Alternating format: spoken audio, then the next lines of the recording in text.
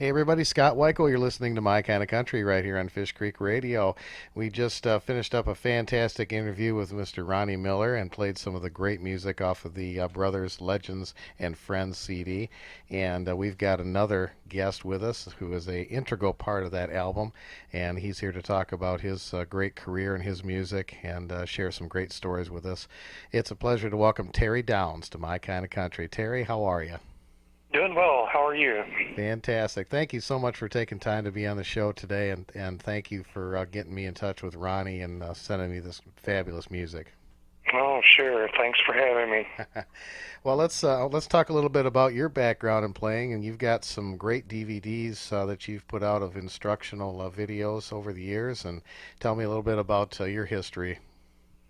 Well, I come to a point where it seemed to be a good time around 2003 to do a full-out instructional video that would contain rhythm tracks. By that time, Band in the Box it got reasonable in performance.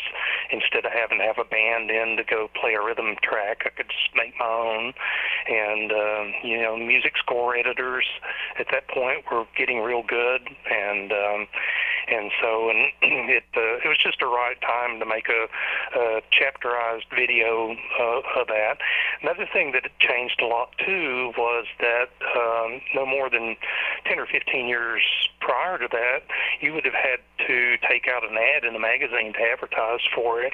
So now with the advent of the internet and discussion forums of all types, it doesn't take very long for the word to get out about something like that. So it was a good time, around that era. Oh, absolutely. Well, you've got a great one that you put out. It's the guitar styles of Roy Nichols, and I know Roy's one of your big influences. Yeah, his influence was huge on me. That's how, whenever I first started playing electric lead type guitar when I was 9, I started playing when I was 5, but 9 is really where Roy just twisted my ear, and I said I gotta figure some of the stuff out. But I never should have set such a lofty goal on myself as to try to do that. But it was a huge influence. Well, I think it shows, and your playing reflects that, and I think you did a fabulous job. I think you kind of sell yourself a little bit short there, Terry. Well, that's he was really amazing player, and I was honored to be able to meet him and talk with him a little bit. Oh, that's great. That's fantastic. Tell me a little bit about the song you sent me called "My Name Ain't Don." Oh, well, so I decided I wanted to make an instrumental album, and the thing sort of fell through, and I was throwing around some ideas, and I just basically took every Don Rich lick that I knew and kind of haphazardly threw them all together, with a couple chord modulations and this and that, and it actually covered some of the stuff that he did live that, you won't hear on some of the studio albums, and just kind of had fun with it. So it's just been sitting there for, probably 10 years or so. Wow. Well, I love it, man, and my listeners are going to love it too. We're going to play it here in a little bit. Um, you touched on something there. You're talking about live recordings, and that's one of the things. I love live recordings. I have a huge collection of them, and I sometimes really prefer to listen to live recordings because you do get to hear artists, kind of cut loose a little bit without the constraints of being in a studio, and really get the essence of what they're about. Yeah, exactly. And Roy was like that too, because he had the ability to just reach out on a branch and somehow not fall out of the tree. And you can hear Norm will tell you that too about Roy. Absolutely, absolutely. Well, I absolutely love and this song on Ronnie's CD that you guys did together, "The Steel and Corn." You totally kicked the song up a notch, and I'll tell you what, it's bit for bit every good as the original as far as I'm concerned. And I'd like you to tell me the story on this how this song came about. Oh, okay. Well, that's a pretty interesting story. If you want to hear it all, my parents came home with the Fight Inside of Me album, the one that was recorded in Philadelphia on Valentine's Day, 1970, and it's still today probably the most influential album of my life. And I was really blown away by Haggard's impressions and all the good songs, but Stealing Corn just knocked me out, and I tried to learn everything Roy played, and I struggled with that song for years, and I just couldn't figure it out. And on the live version of that, Norm's steel guitar and Roy's guitar were panned dead center in the mix, and the timbre of each instrument, as you know, Telecaster and steel back in those days sounded just alike, and it made it difficult for me to discern which notes they were playing. And then sometime in the late 90s, I got this idea I really need to collect all 5 of the Strangers instrumental albums. Nobody had those in my area when I was growing up because albums cost money and they didn't have money. But, I found my friends the Strangers instrumental album, which had the original recording of Stealing Corn, at a record collector in California. And I put the thing on, just to see what it sounded like, and I was just blown away to know that Norm's steel and Roy's guitar were diversely panned, and Norm was on the left and Roy on the right, or vice versa, or whatever. And I could turn each channel off, and I could hear what they were playing, and it was only then that I determined why it was so difficult to figure out. It turns out they switched harmony parts every 2 bars. No kidding. It starts off with the guitar playing the melody, and the steel guitar is playing the pentatonic 5th harmony an octave below the guitar, or an octave below that 5th. And so then at bars 3 and 4, they would swap. The chorus was played with each instrument in unison, and then the ending is a major 9th descending arpeggio where the melody is played by Norm, and Roy played a diatonic 3rd to that. So you can imagine with all this flopping around that it's hard to figure out. Yeah. But anyway, I went on to play it, and while I was happy to know that I figured it out at the same time, I thought, well, why would the Strangers do something like that? Is there some sort of conspiracy to mess up our minds or something? So I next time I talked to Norm, I asked him, and Norm's just the nicest man in the world, and he just, he loves to talk about the business, and so he explained the reason why. And if I remember correctly, they were working on that song, and apparently Roy was playing the main part of the melody, and Norm was to play the harmony. But somehow Norm found it easier to play the melody on the 3rd and 4th bars, and Norm basically said Roy could play harmony to anything. So in the interest of time, Roy played the harmony part to those specific bars instead of the melody. And so I guess it was just a simple matter of pragmatics in the interest of time, and that's what I learned about it. Wow, that's pretty incredible. So flash forward to recording this song with Ronnie. Tell me about that. Well, so Ronnie plays with Charlie Pride, and he does quite a few gigs around the Dallas area when he's not out on the road, and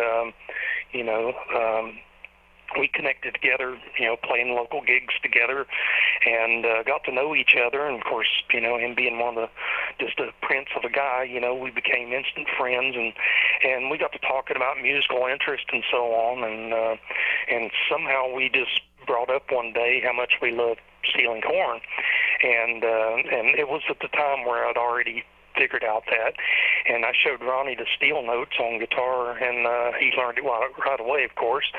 And turns out Ronnie found a way to play the notes on the E9 neck, where Norm played the original on the C6 neck, and this eliminated the slant bars that Norm played. But as long as you got the right notes, it doesn't matter what neck you play them on. These steel guitar players like Ronnie and Norm or whatever, they can do anything with their instruments. So he asked me to play it, and so I guess now for about 13 or 14 years we've been playing that song at the Texas Steel Guitar Jamboree in Dallas every year, and then whenever he decided to make this instrumental album, he made it pretty well known to me that was going to be on the album, and so. That's anyway, awesome. that's it. That's awesome. And you guys changed the title of it just a little bit. The spelling of it, I should say. It became Stealing with Steelin instead of the original Stealin. Yeah, so that's what Ronnie wanted to do, and just because it was, a steel guitar, not an act of theft, and so he actually contacted Norm and asked him if it was okay if he used that, and of course Norm said yes. That's great. Has Norm heard this recording? I assume he has. Yes, I believe he has. It's fantastic. You guys really knocked it out of the park. The whole album is, I was talking to Ronnie, and it's such a pristine sounding album, and you hear every note, everything. It's just beautiful, and start to finish, I love it, and I love the collage of pictures that you did on the inside of the insert too. Oh, thanks. Yeah, he started breaking all those out. I thought, wow, what a gold mine of that. And he actually saw somebody else's CD that did the same thing. So, there was no genius behind that. It was just plagiarism, just different people in the picture. Yeah, yeah. Well, we were talking about the Live in Philadelphia album that Haggard did, and there is you were nice enough to share some pictures from that concert, and man, those are fabulous. I really enjoyed looking at those, and of course Hank Snow was on that show, and it was kind of a package show, a lot of package shows back then, and I've never been able to come across any of the extra recordings that, obviously that wasn't the entire show that Merle did, and when Bear Family put that box set out, they put that album in there, and I asked the guy at Bear Family, I said, did you find the extra stuff? And he said no. Well, a friend of mine who is by the name of Bobby Wayne, who's passed away now, he was playing in the band The Strangers on that album. Well, he and Dennis Romack, they opened the show before Merle came out, and they sang some songs, and Bobby Wayne went over so huge that night that they actually had him do an encore and sing an extra song this was before Merle even came out. So when Merle introduces the Strangers and then he gets to Bobby Wayne, you can hear the crowd really cheer for Bobby Wayne. That's why. Yeah, that's right, and I would have never known that. Yeah. And then also the part where he asked Collins to come out and hold the paper for him. Yeah. To come back out, meaning he had been there before, and that was something I couldn't understand, and also having Chubby Wise from the Rainbow Ranch Boys come up and play Corrine Corina with him. He was actually there with Hank, so it all ties together once you're armed with that information. Oh, that's a great album. I really appreciate you sharing those pictures, and I'm gonna. Yeah, that was really a wonderful thing. Whenever I first did the Roy Nichols video, I mean, I got sales all over the world with that thing, and whenever I did, it really reminded me what his influence was worldwide. I mean, any guitar player just loved what he did, and I'd get all these emails, and they would say, hey, I saw Norm on this live show, or I saw this or whatever, and they wanted to kind of use it as a communication to celebrate Roy's greatness. And this guy, he was just a real nice guy, and he said, yeah, he knew that that was my favorite album, and he said, yeah, I took some pictures of that at that show, and I got the slides up in the attic. I'll go see if I can find them and scan them in and send them to me. And I thought, yeah, sure.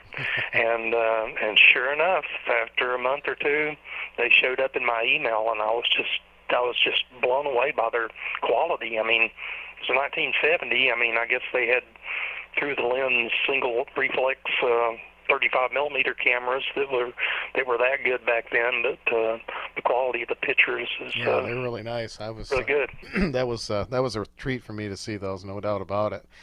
And Terry, where can folks get these DVDs that you have out? Okay, so I no longer have DVDs. I only have digital downloads, and you can get them at Vimeo, Vimeo.com /on-demand/Terry Downs Music.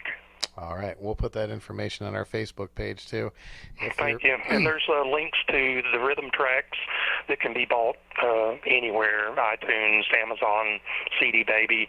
They're actually cheaper at the CD Baby. And then there's the music scoring tab is available, and there's links in there for that too.